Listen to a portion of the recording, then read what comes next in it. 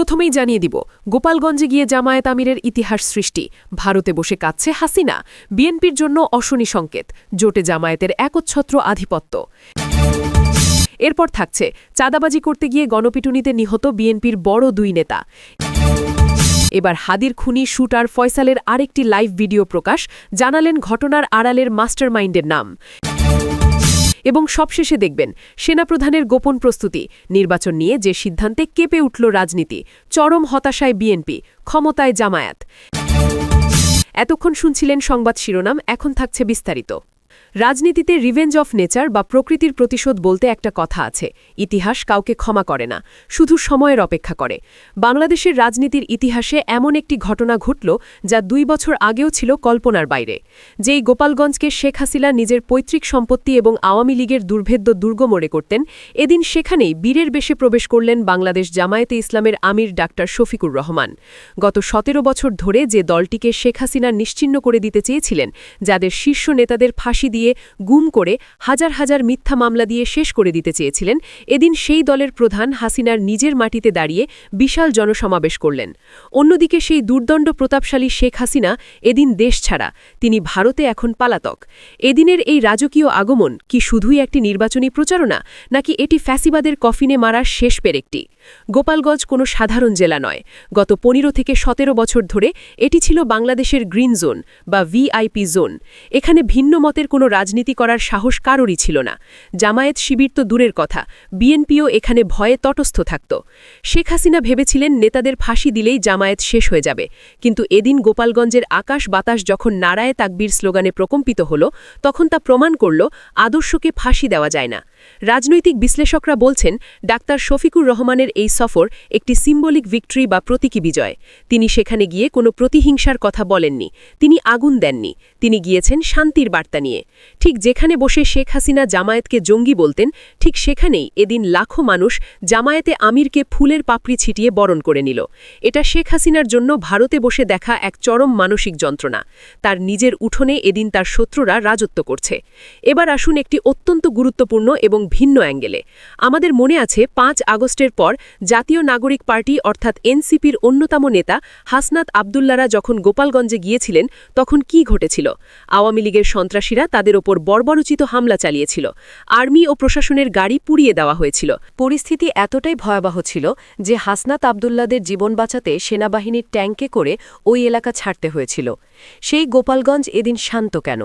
কারণ এদিন জামায়াত একা নয়, জামায়াত এখন এনসিপি এবং 10 দলীয় জোটের প্রধান শক্তি।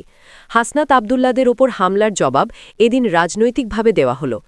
যে মাটিতে হাসনাতদের হত্যা করতে চাওয়া হয়েছিল, সেই মাটিতেই এদিন তাদের জোটের প্রধান নেতা ডক্টর শফিকুর রহমান পাচ্ছেন রাজকীয় সংবর্ধনা।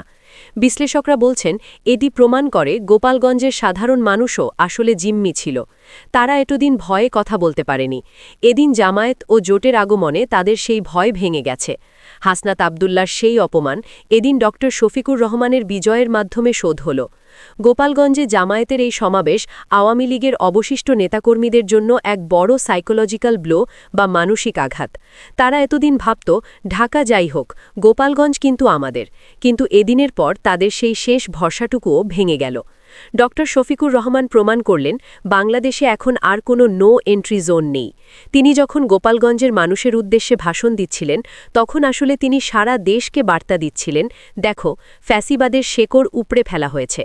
শেখ হাসিনা ভারতে বসে হয়তো ভাবছেন, যে দলটিকে তিনি মাটিতে পুঁতে ফেলতে চেয়েছিলেন, তারাই এদিন তার বাড়ির সামনে দাঁড়িয়ে দেশ গড়ার ডাক দিচ্ছে। এর চেয়ে বড় পরাজয় আর কি হতে পারে?